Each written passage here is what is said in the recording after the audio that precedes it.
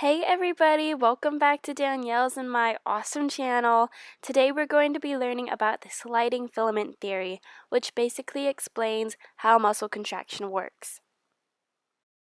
So just to recap, as was shown in the muscle fiber diagram, a muscle is made up of many muscle fibers or muscle cells, which is pictured by the orange tube in the diagram. A neuromuscular junction is where the neuron meets the muscle fiber, and at the neuromuscular junction, the action potential sent by the brain results in the neurotransmitter acetylcholine activating the muscle. Now, you can see under closer look where it's labeled synaptic vesicles. Those vesicles contain acetylcholine, which is the neurotransmitter used to activate the muscle. One muscle fiber is made up of myofibrils, which are pictured by the green circles within the muscle fiber. Myofibrils have structural units called sarcomeres.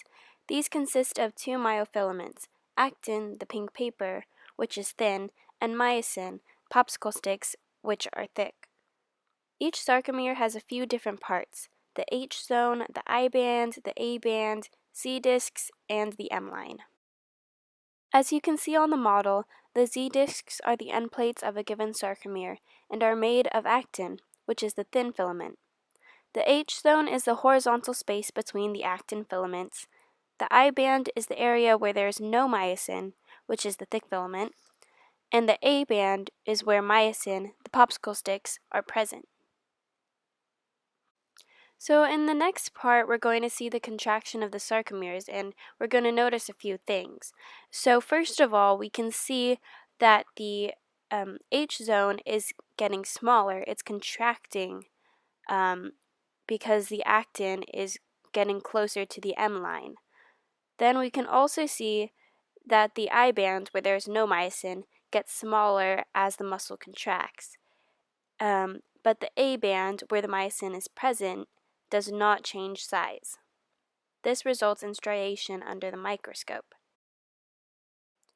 Next, we need to take a closer look at a section of a sarcomere in order to fully understand at a molecular level what causes the contraction.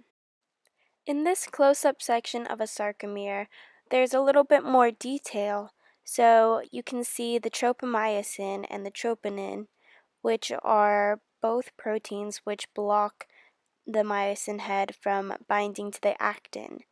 The tropomyosin is pictured by the green curly line, and the troponin is pictured by the blue dots on the green line. The myosin head, which is the orange head poking out of the myosin, is what is used to contract the muscle. First off, in contraction, we need calcium ions, pictured by the blue dots, that are stored in the sarcoplasmic reticulum, which is like the endoplasmic reticulum of muscle cells. Calcium channels are opened when acetylcholine activates the muscle. Next, the calcium ions bind to the troponin. For simplicity, only one calcium ion and one myosin head will be moving in this demonstration. When the calcium ion binds to the troponin, the protein shape changes and causes both troponin and tropomyosin to move away from the binding site on actin. In order for the myosin head to bind to the now unblocked actin site, it needs ATP, which it gets from the mitochondria in the muscle fiber.